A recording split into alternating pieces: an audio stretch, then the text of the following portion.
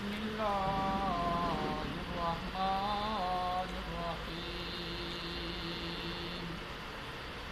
وإذا قيل لهم آمنوا كما آمن الناس قالوا أنؤمن كما آمن السفهاء ألا إنهم هم السفهاء ولكن لا يعلمون قال الله تبارك وتعالى في مقام آخر واعتصموا بحبل الله جميعا ولا تفرقوا صدق الله العظيم.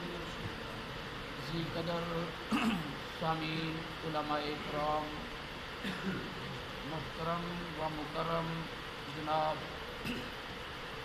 حاجی مرزا ظفر صاحب اور مولانا عبداللہ صاحب، استاد مکرم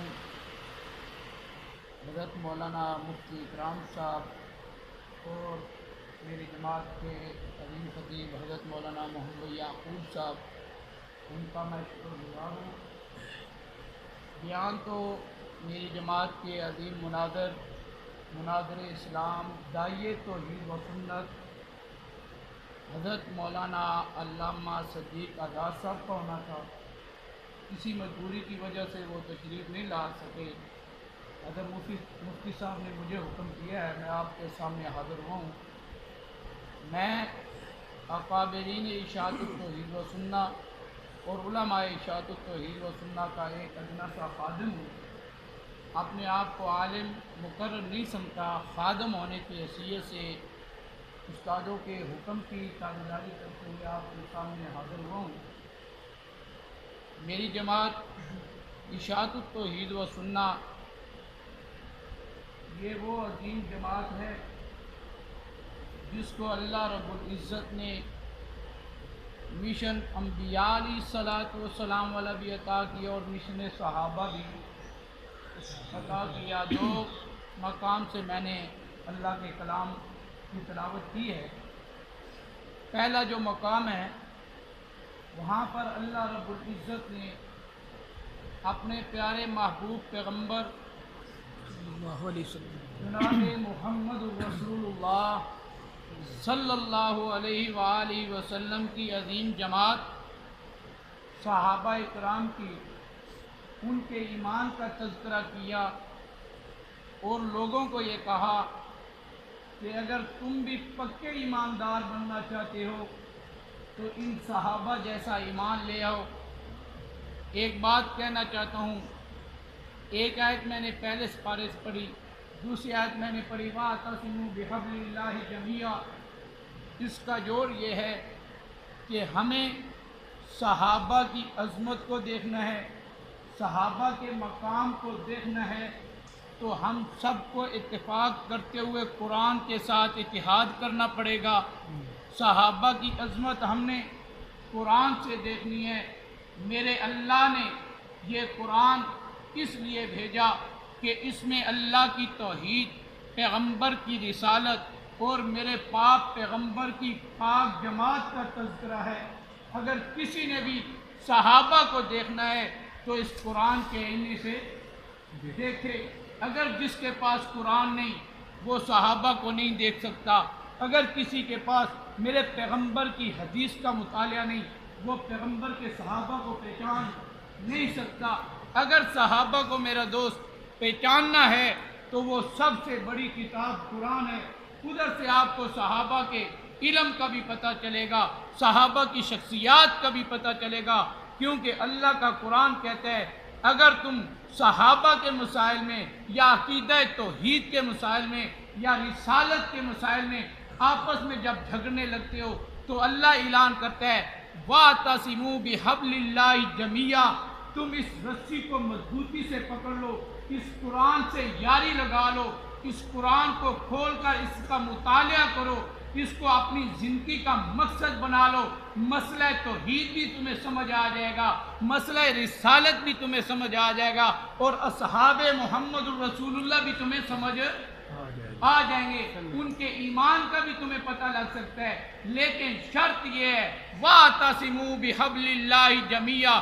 ایک مقام پہ اللہ رب العزت فرماتے ہیں جو لوگ یہ تمنا رکھتے ہیں کہ اللہ ہم سے محبت کرنے لگ جائے اور ہم اللہ سے محبت کرنے لگ جائیں، وہاں اللہ رب العزت فرماتے ہیں قُلْ إِن كُنتُمْ تُحِبُّونَ اللَّهَ فَاتَّبِعُونِي يُحْبِبْكُمُ اللَّهُ۔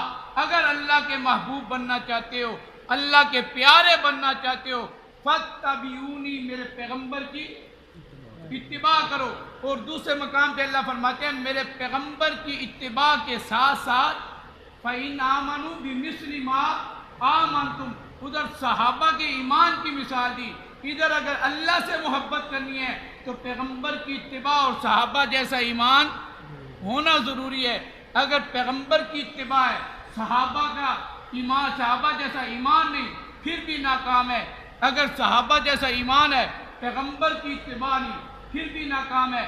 اگر پیغمبر کی اتباع بھی ہے، صحابہ جیسا ایمان بھی بنا لے، لیکن وہ ایمان اس طرح نہ بنائے جس طرح کے منافقین نے بنایا تھا۔ ایمان اس طرح ہو جس طرح صحابہ کا ایمان تھا۔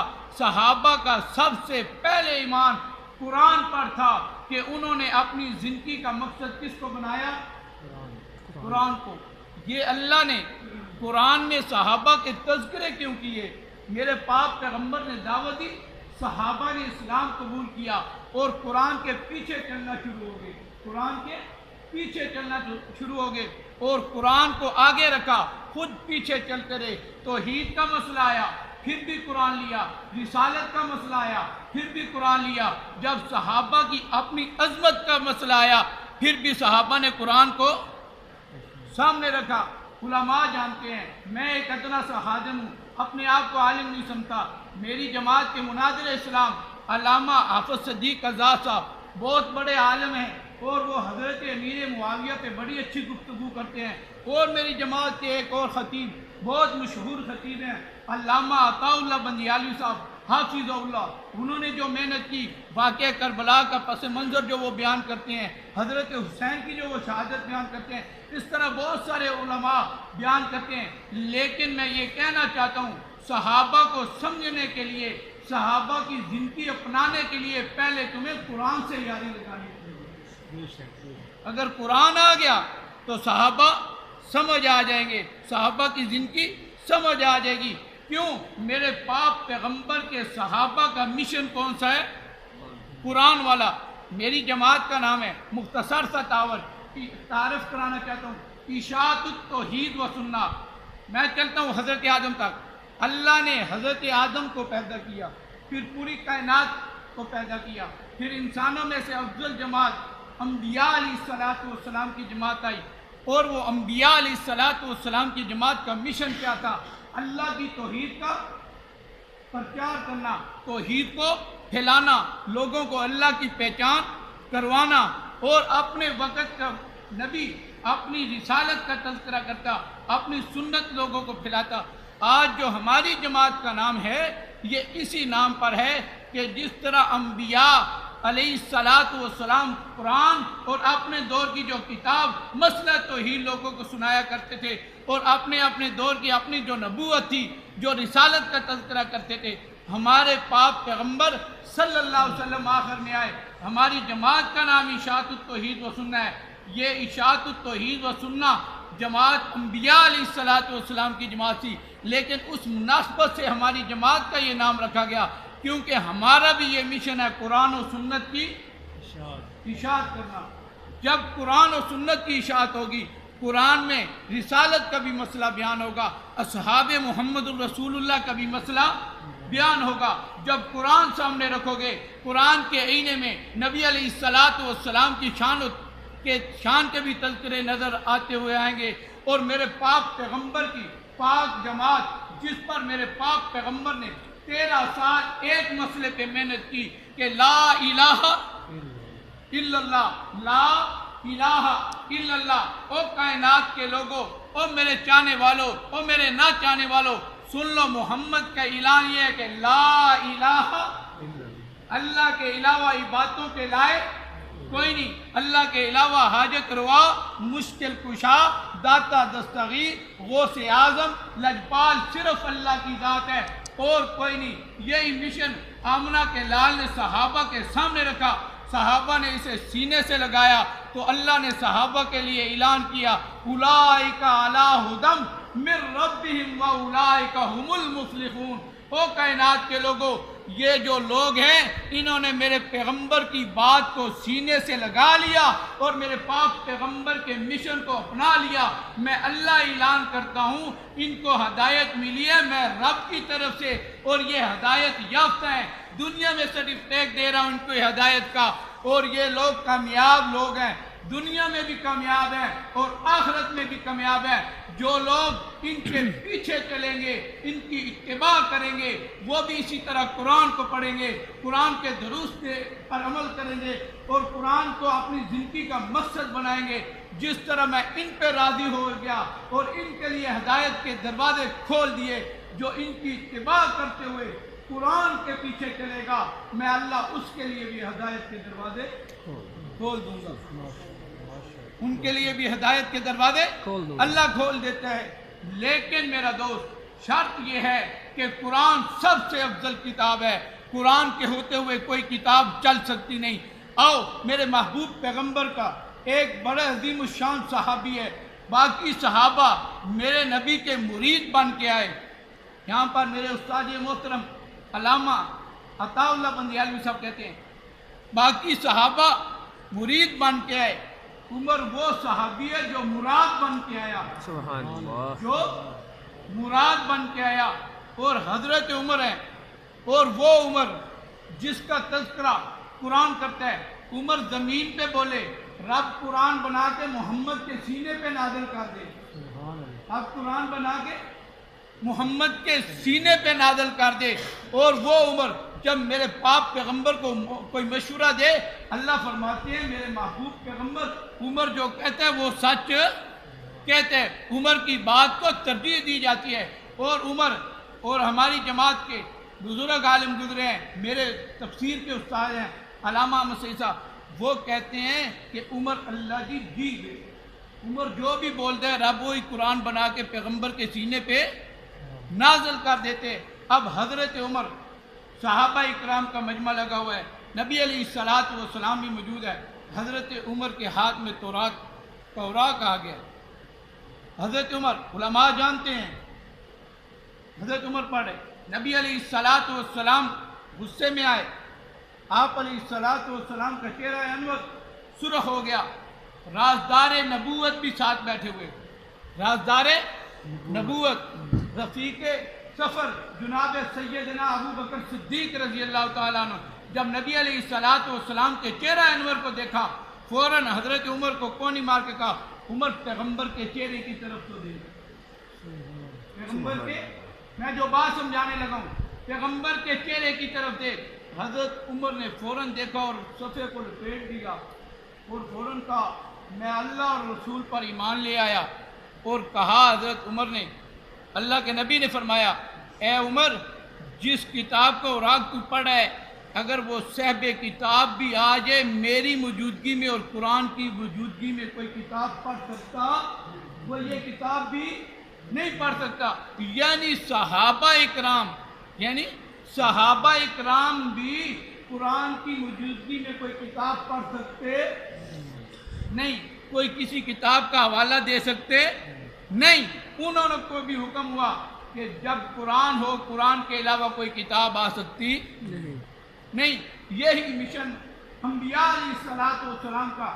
اگر مسئلہ توحید سمجھ آنا ہے میرا دوست وہ بھی قرآن سے, رسالت کا مسئلہ سمجھ آنا ہے وہ بھی قرآن سے, صحابہ کو دیکھنا ہے قرآن کے آئینے میں دیکھ. صحابہ کی عظمت کو پرکھنا چاہتا ہے تو قرآن سے پھڑک, اور قرآن کے ہر صفحے پر ہر زبردست صحابہ کی عظمت کا تذکرہ کرتی ہے. اور اللہ کا قرآن یہی کہتا ہے فَإِنْ آمَنُوا بِمِثْلِ مَا آمَنْتُمْ. دوسرے مقام پہ اللہ فرماتے ہیں وَإِذَا قِيلَ لَهُمْ, او منافقو اگر تم کہتے ہو ہم ایمان لے آئے, ایمان آپ کا قابل قبول نہیں ہوگا. ایمان قابل قبول ہونا ہے تو صحابہ جیسا, ابو بکر صدیق جیسا, عمر جیسا, کہ عمر اوراق پڑھ رہا ہو پیغمبر کے چہرے کو دیکھے تو عمر اوراق کو لپیٹ کے پھینک کے فوراً اللہ کے رسول پر ایمان کا دعویٰ کر دے اور اللہ پر ایمان لے آئے۔ اسی طرح جب تمہارے سامنے بھی قرآن آ جائے ساری کتابیں چھوڑ دو، قرآن پہ ایمان لے آؤ اور قرآن کا درس دو، قرآن سے صحابہ کو مسئلہ سمجھاؤ، قرآن سے لوگوں کو صحابہ کا مسئلہ سمجھاؤ، صحابہ کی عظمت کا تذکرہ قرآن سے کرو، اور قرآن کے علاوہ کوئی صحابہ کے لیے ہدایت یافتہ کتاب ہمیں بھی اگر ہدایت ملنی ہے تو اس قرآن سے۔ آج جو ہم بکھرے پڑے ہیں صرف اس وجہ سے قرآن سے دور، صحابہ قرآن سے ملے تو اللہ فرماتے ہیں محمد الرسول اللہ والذین معہ اشداء علی الکفار رحماء بینہم، اور وہ ایسے جب قرآن سے ملے، قرآن کو اپنی زندگی کا مقصد بنایا تو اللہ رب العزت نے اعلان کر دیا میرے محبوب پیغمبر یہ جو تیرے ساتھی ہیں یہ آپس میں بڑے سخت پیار محبت کرنے والے اور کافروں کے مقابلے میں بڑے سخت ہیں، شرک کو برداشت نہیں کریں گے، پیغمبر تیری گستاخی کو برداشت نہیں کریں گے اور رب کریم کی گستاخی کو بھی برداشت نہیں کریں گے۔ آؤ حضرت ابو بکر صدیق رضی اللہ تعالیٰ عنہ کا تذکرہ سنو۔ جا رہے ہیں بھائی، منافق بیٹھے ہوئے، انہوں نے اللہ کی ذات پہ بکواس کر دیا۔ ایمان ہو تو ابو بکر صدیق جیسا، اس لیے اللہ کہتے ہیں وَإِذَا قِيلَ لَهُمْ آمِنُوا، ایمان ہو۔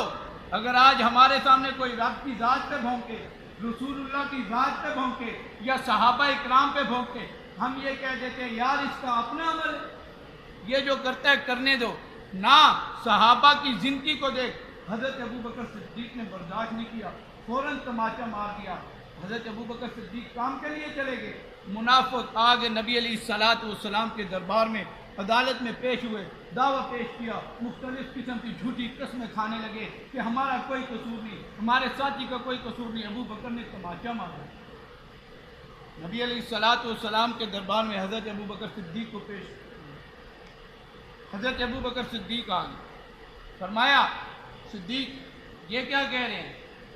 تماچا مارا۔ فرمایا یا رسول اللہ صدیق کیوں بنا، جھوٹ نہیں بولا۔ فرمایا یا رسول اللہ مارے تماچا، وجہ بھی پوچھی، وہ قسمیں اٹھانے لگے پھر کہ نہ کوئی ایسی وجہ نہیں، کوئی ایسی بات نہیں۔ حضرت ابو بکر صدیق پریشان ہے کہ اب میرے لیے گواہ بھی نہیں۔ رسول اللہ نے فرمایا گواہ پیش کر۔ فرمایا اللہ کے علاوہ صدیق کا گواہ، مسئلہ سمجھا دیا صدیق نے، پیغمبر تو موجود بھی ہے، پیغمبر زندہ موجود بھی ہے، باہر معاملات ہو رہے ہیں لیکن پیغمبر کو اس بات کی خبر نہیں۔ اگر آمنہ کے لال غیب دان ہوتے، اس بات کی خبر ہوتی تو آپ علیہ السلام فوراً منافقوں کو کہہ دیتے کہ تم جھوٹے، ابو بکر سچا ہے، لیکن آمنہ کے لال کو اس کی خبر نہیں تھی۔ حضرت ابو بکر صدیق نبی علیہ السلام کے فیصلے کے مطابق کہا گیا کہ بدلہ دیجئے، منافق خوش ہونے لگے۔ ابو بکر صدیق دل ہی دل میں اپنے رب سے کنیکٹ کیا، رابطہ کیا، تو جب منافق تھپڑ مارنے کے لیے آنے لگے خوش ہو رہے تھے، اللہ نے فوراً قرآن کی چوتھے سپارے کی آیات قد سمع اللہ نے قرآن نازل کر کے فرما دیا، اے میرے محبوب پیغمبر، میں اللہ قسم کہہ کے کہتا ہوں کہ مجھے رب ہونے کی قسم ہے کہ ابو بکر صدیق سچا ہے، یہ منافق جھوٹے ہیں، انہوں نے میری ذات پہ بکواس کیا، میں اللہ سن رہا ہوں۔ ابو بکر صدیق کی عزت پہ آنچ آنے کس وجہ سے؟ اس قرآن اور رب کی حیا کی وجہ سے۔ ابو بکر صدیق نے رب کی گستاخی برداشت نہیں کی تو اللہ نے بھی ابو بکر صدیق کی کمر زمین پہ لگنے نہیں دی۔ منافقوں کے فوراً اللہ نے قرآن میں جواب دے دیا، میرا محبوب پیغمبر، میرا فیصلہ یہ ہے کہ ابو بکر عالی شان ہے، یہ پلیت ہاتھ ابو بکر کے رخسار پر لگ سکتے نہیں۔ کس کا فیصلہ ہوا؟ میرے رب کا اور قرآن کا۔ ہمیں یہ کہاں سے ملا؟ یہ ابو بکر صدیق کی عظمت کہاں سے ملی؟ اس قرآن سے ملی۔ اور صحابہ کے ایمان کا تذکرہ کہاں سے ملا؟ اس قرآن سے ملا۔ اس لیے ہم یہ دعائیں دیتے ہیں لہو دعوت الحق، یہی سیدھا راستہ ہے، اور حق والا راستہ یہی ہے کہ لوگوں کو قرآن سناؤ، لوگوں کو قرآن کی پہچان کرواؤ، خود بھی قرآن پڑھو، اپنی اولاد کو بھی قرآن پڑھاؤ۔ جب قرآن پڑھنے لگ جاؤ گے، قرآن سمجھنے لگ جاؤ گے، تمہیں صحابہ کی عظمت بھی سمجھ آ جائے گی، پھر کوئی صحابہ کا دشمن زبان چلا سکتا جب ہم خود قرآن سے دور ہیں. صحابہ کی جو تعلیم کا نصاب تھا ہم خود اس سے اعراض کر چکے، اس سے ہم خود روح گردانی کر چکے، پھر صحابہ کے دشمنوں کو موقع تو ملنا ہے. میرا دوست، صحابہ کے دشمن سے مقابلہ کرنا ہے. صحابہ کے عمل کو اپنی زندگی کا مقصد بنا، قرآن کو اپنی زندگی کا مقصد بنا، پیغمبر کی سنت کو اپنی زندگی کا مقصد بنا. دیکھ، کوئی صحابہ کا دشمن صحابہ پہ ایمان نہیں چلا سکتا. جب میرا تیرا عمل صحابہ والا ہو جائے گا، جب تیرا میرا ایمان صحابہ جیسا ہو جائے گا، پھر ہمارے صحابہ پر کوئی بکواس کر سکتا نہیں.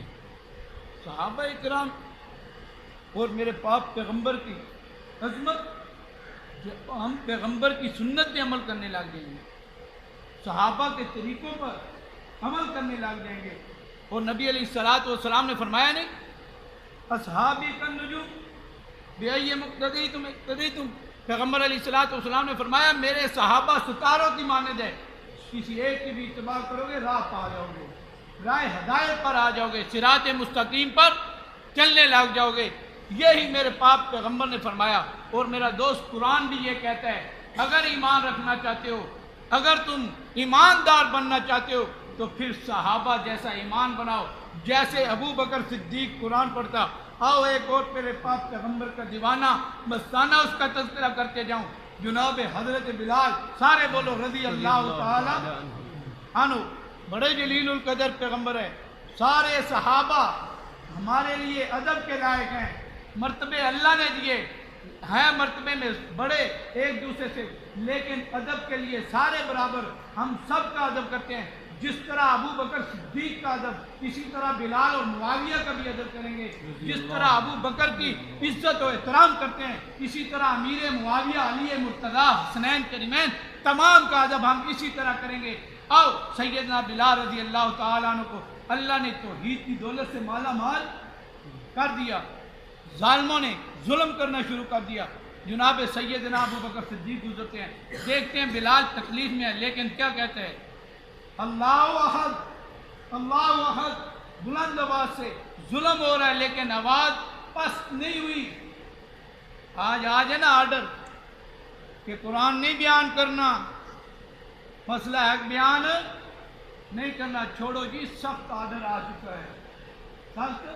ان صحابہ کی زندگی دیکھو، آرڈر نہیں بلکہ ظلم ہو رہا ہے، ظلم پہ ظلم کیا جا رہا ہے، لیکن بلال کی زبان بند نہیں ہوئی. اور بلند آواز سے اللہ احد، اللہ احد، میرا اللہ ایک ہے، میرا اللہ ایک ہے. صحابہ اکرام میں حضرت ابو بکر صدیق نبی علیہ الصلوۃ والسلام کی خدمت میں حاضر ہوئے. فرمایا بلال ظلم بھی ہو رہا ہے لیکن آواز بھی اس کی پست نہیں ہوتی، اور بلند ہوتی جا رہی ہے. آپ علیہ الصلوۃ والسلام نے فرمایا ابو بکر صدیق، بلال توحید کا داعی تھا، قرآن کے تعلیم سے اس نے نبی علیہ الصلوۃ والسلام کو پہچانا، پیغمبر علیہ الصلوۃ والسلام کے طریقوں کو پہچانا، اور وہ بلال ڈٹ گیا، تکلیفیں برداشت کی لیکن اللہ کی توحید کو چھوڑا. اور انبیاء علیہ الصلوۃ والسلام کا بھی دنیا میں آنے کا ایک ہی مقصد ہے کہ لا الہ الا اللہ کی صدا گونج جائے. اور 13 سال میرے پاک پیغمبر کی صحابہ پر جو محنت تھی، جب بدر کا مقام آیا، اللہ کے محبوب پیغمبر جب خیمے میں جا کے دعا کرنے لگے، اللہ یہ 313 ہیں، یہ 313 ہیں، میری محنت ہے، اگر یہ مٹ گئے نا لا الہ الا اللہ کی صدا پھر کون لگائے گا؟ لا الہ الا اللہ کی صدا کون لگائے گا؟ اللہ نے میرے ماں پیغمبر کی حوصلہ افزائی کرتے ہوئے فرمایا، میرا محبوب پیغمبر دیکھ، یہ تیرے ماننے والے اور میری توحید کے دائی تلوار یہ چلاتے ہوئے نظر آئیں گے، سر مشرکین مکہ کے کرتے ہوئے میں تجھے دیکھوں گا. سبحان اللہ. صحابہ اکرام کی زندگی کو اگر اپنانے تو قرآن و سنت سے جڑ جاؤ. اگر قرآن و سنت سے دور ہوگے کبھی بھی صحابہ کے قریب نہیں آ سکتے، کبھی بھی صحابہ جیسا ایمان نہیں بن سکتا. صحابہ جیسا ایمان بنانے کے لیے میرے دوست علماء اکرام جانتے ہیں شرط یہ ہے کہ قرآن کی تعلیم ضروری ہے۔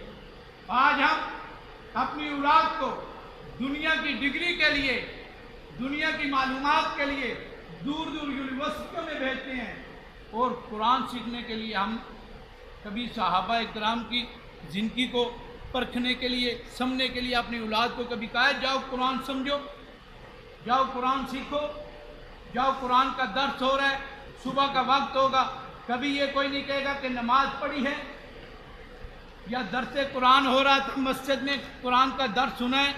نہیں، باپ آتے ہوئے پوچھے گا ہاں سکول نہیں اس نے جانا، یونیورسٹی پہ نہیں جانا، فلاں مقام پہ نہیں جانا، دنیا کے مقصد کے لیے اس سے پوچھے تھے، لیکن جب قرآن اور نب کی توحید کا مسئلہ آتا ہے پھر پیچھے ہٹ جاتے ہیں۔ نماز سب سے بہترین عمل ہے، اور سب سے بہترین عمل نماز ہے، اور نماز ایسی نماز ہے، میں یہ بتاتا جاؤں آج ہمارے اندر یہ بات رچ چکی ہے، اللہ کی سب سے بڑی بغاوت ہم نماز میں کرتے ہیں، نماز میں دغا کرتے ہیں۔ نماز میں میرے پیغمبر کا عمل ہے، بلکہ میرے پیغمبر کا نہیں، حضرت آدم سے لے کر آپ علیہ الصلوۃ والسلام تک انبیاء کا یہ عمل رہا، صحابہ اکرام کا عمل رہا۔ نماز ایسا عمل ہے اس کے بغیر میرے دوست چھٹکارا نہیں، جو آج ہم پوچھتے نہیں ہیں۔ ہماری نوجوان اولاد گھروں میں پڑھی ہے، نماز کی فکر نہیں ہے، قرآن کی فکر نہیں، یہ پوچھا کبھی نہیں کہ اس نے نماز پڑھی ہے کہ نہیں۔ بیٹیوں کو صبح اٹھاتے ہیں، چل بھائی تو نے کالج میں جانا ہے، تو نے بیوٹی پارلر میں جانا ہے، چل، کبھی یہ بھی جا کے پوچھے کہ بیٹا نماز پڑھی ہے، فجر کا ٹائم ہو گیا تو نے نماز پڑھی ہے۔ میرے پاک پیغمبر کی صحابہ کا یہ ایمان تو نہیں تھا، یہ عمل تو نہیں تھا کہ بیٹوں کو اٹھا کر یا بیٹیوں کو اٹھا کر دنیا کے مقصد کے لیے بھیج دینا، بلکہ وہ خود بھی دنیا کے ہر کام کو چھوڑ کر رب کی توحید اور رب کے لیے، رب کو راضی کرنے کے لیے شروع ہو جایا کرتے، مسجد نبوی میں جایا کرتے تھے۔ ہاں آؤ، میرے محبوب پیغمبر کا واقعہ